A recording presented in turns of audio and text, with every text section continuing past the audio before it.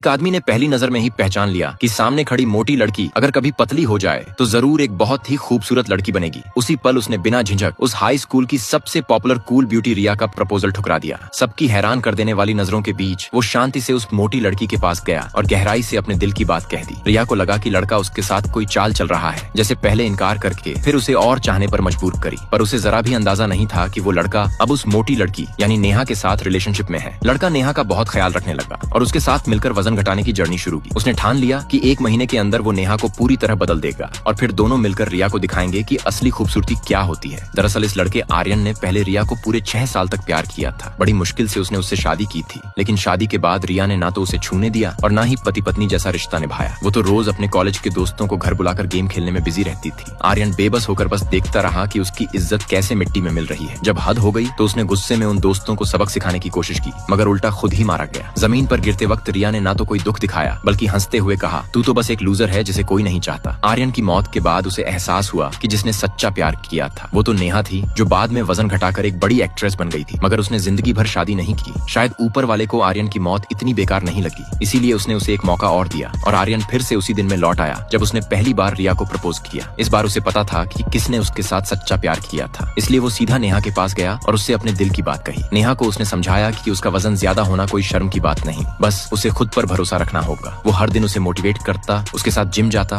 Diet plan बनाता और धीरे धीरे दोनों के बीच सच्चा रिश्ता पनपने लगा। पार्ट 2 के लिए फॉलो करें।